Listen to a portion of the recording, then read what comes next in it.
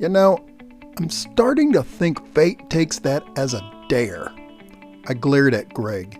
He hung upside down next to me, his seatbelt holding him to the seat attached to the floorboard that had become the ceiling. His blonde hair, which was always combed so neatly and slicked back, hung downwards towards the roof. The world outside the windshield was upside down. We had landed in a canal of sorts. It seemed to be designed to sluice the water through the city during the rainy season. Too bad a rainy season hadn't been seen in this part of the world for several years. Oh, come on! How was I supposed to know? He reached up to the switch on his seatbelt. When he pressed the red button, the roof raced up to meet him. He collapsed down upon it in a loud grunt. From his slow movements, I could tell he was still more or less in one piece. That was good. He was no good injured, and I'd hate to have to leave him behind. I pressed my hand against the roof, hoping for a more graceful exit of this once beautiful Cadillac. As my thumb on my other hand reached up and pressed the red release button on the seatbelt, I mocked, "Oh, what's the worst that could happen?" The roof raced up to meet me as I released the button. My face, my neck, my back, just about every part of me was sore and angry at being put through such agony. I turned and kicked out the window. It shattered into 1,000 diamonds, scattering across the cement bottom of the dry canal.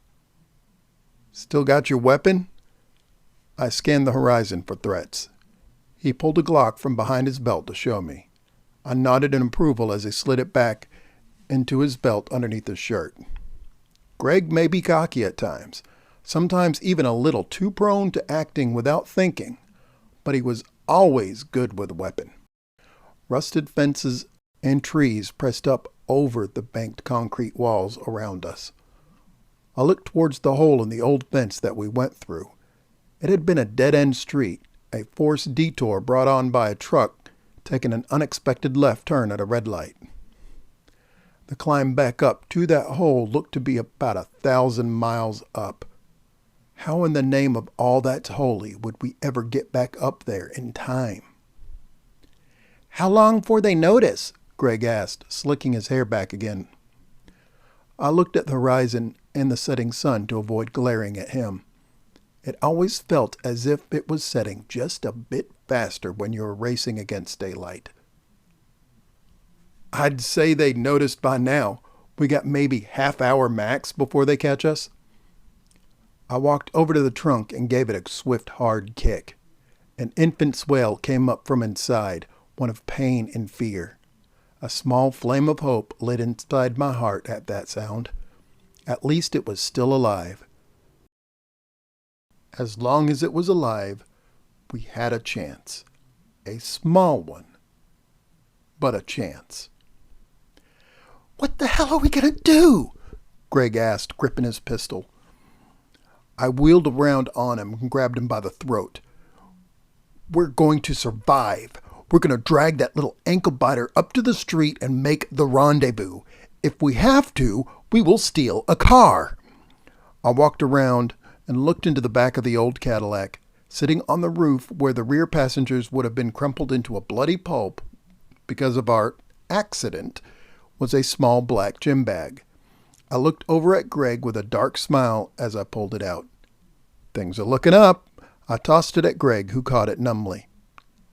"You're serious about this?" he cried as he held the bag in front of him like a ward against evil. We didn't have time to debate it. The sun was setting fast, and with the darkness would come trouble. Big trouble. "Well, you want to live, don't you?" I reached under the dash and pulled the key out of the ignition, then headed back towards the trunk. As soon as I opened the trunk, grabbed the little monster. I paused in front of the trunk, pressing the key against the lock, but waited just a moment with my heart in my throat. I watched Greg as he knelt down, sweating profusely, holding the bag, shaking just a little bit in front of him. "On 3. He nodded in response as I slid the key into the trunk lock. 1, 2, 3. The trunk lid popped downward, and his hands flew inwards, holding the bag open. I heard a couple of thumps before he shouted, "Gotcha!" and dragged out his prize. It struggled and writhed in pain inside the gym bag. Strange markings on it gave a dim yellow glow just moments before the little ankle biter became still. Once the movements inside stopped, the markings went dim again. Only gentle snoring could be heard from inside. "That should buy us some time," I said, pulling my weapon out of its holster. "We have maybe 15 minutes left before we'll be caught. We better get a move on and get that car now." "Wait!" Greg grabbed my arm to stop me. As I turned, I could see the gym bag slung over his shoulder like laundry.